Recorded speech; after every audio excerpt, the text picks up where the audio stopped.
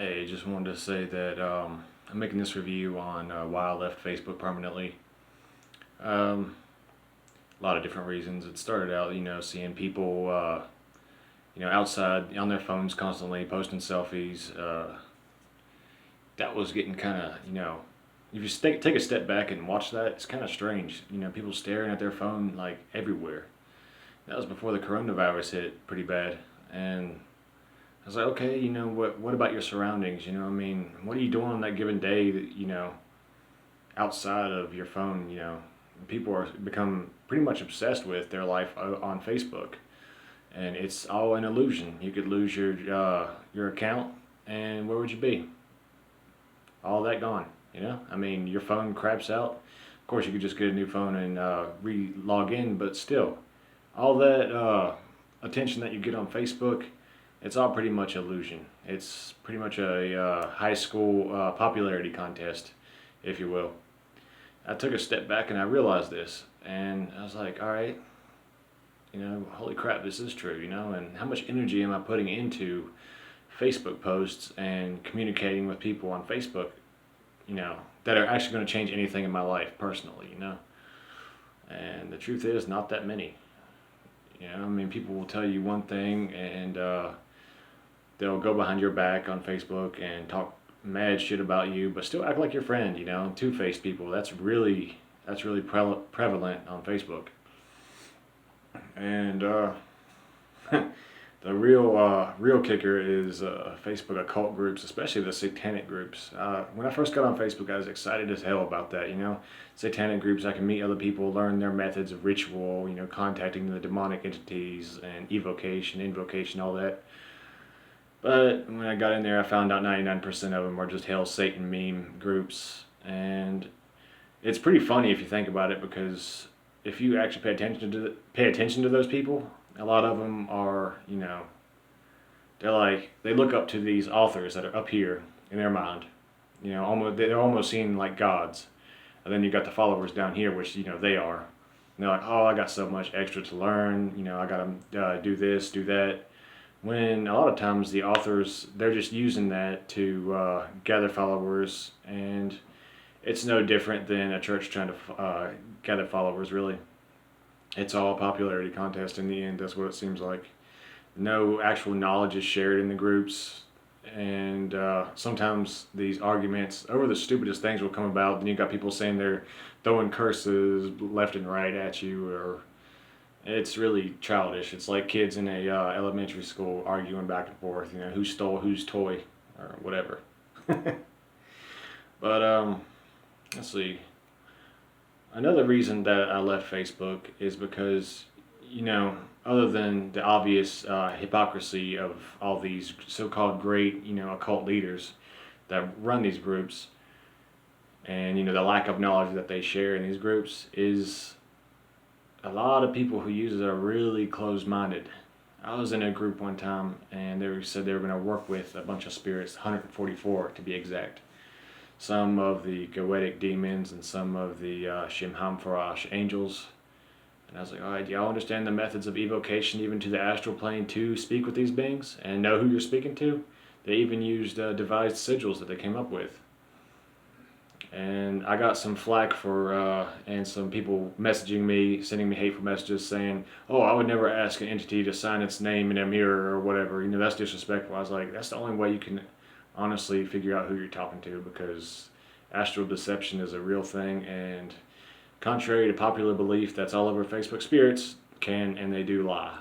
They lie about who they are. They lie about information. Anyone who honestly practices the art of evocation can tell you that a lot of spirits will lie. They have no concept of good and evil, a lot of them. But yeah, I got kicked out of the group for that, and a lot of people saying that they were going to throw some curse here and there on me for, because I, stated the obvious, and they didn't like that. Anything that goes against the grain and their normal way of thinking, they got to be hateful about it. What's another reason I left Facebook? Oh yeah, the whole thing concerning having your posts removed or reported. If you are of the Christian faith, I've noticed you can bash any god or any goddess that you want, and in as many harsh words as you desire. People can report it, and it will say it doesn't go against community standards. But if somebody bashes the Christian faith, then yeah, they're automatically banned for 30 days, or their posts are taken down. So most of the moderators, I'm sure, are Christian and they're biased. Also, there are certain groups of people who are sanctioned by Facebook, it seems. There's a movement of people who claim to be pedosexual or whatever. It's pedophilia is what it is. And if you make any hate speech about those people, then your post will automatically be removed and it'll be considered hate speech. I hate to say it, but I think all pedophiles should be put on an island and the island destroyed. They should all burn up in fire. That's just my opinion. But yeah, that's another big reason why I left, is because I do not sanction pedophilia. I do not sanction anything of that nature. And you got these people who are supposed to be really learned in the occult, connecting pedophilia with Satanism and all that. And I was like, Satanism is the worship of Satan and the demonic, flat out. And the ideologies that come from that. It has nothing to do with any form of sexuality. So people need to get off their high horses and quit trying to be edgy with that whole concept. Let's see, what else?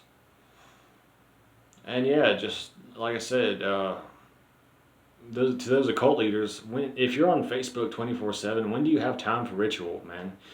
Woman, whatever the hell you are. When are you going to get off, the phone and, practice your meditation, daily meditation rituals, whatever the hell you do, exactly, if you do anything? The answer is you can't. You won't have time for it because you'll always be focused in your mind on what's going on Facebook. It's a lose-lose situation. You're losing the energy that you put into Facebook, every day, for a little bit of a high here and there with your likes and, so-called followers. I bet you if you ask those followers for money or help, if you run into hard times, 99.99% of those people will say that they can't, or that they have bills to pay, and they will not be able to help you out. You could die, and those people probably wouldn't even notice it for about a month. Unless you're one of those really high up motherfuckers who have like a whole bunch of followings, and you post a picture of you taking a piss and you get 100 likes. One of those people. But even then, it's artifice, really. Facebook is fake. Facebook is a control mechanism. That's all it is. Psychologists use it, the government uses it, and I'm not a conspiracy theorist. I think most of that stuff's bullshit. But I do know that it's been proven that Facebook does look through your messages, so there's no privacy. And psychologists and the government do use it to figure out, the tracking trends that they can use to tweak media to influence you more.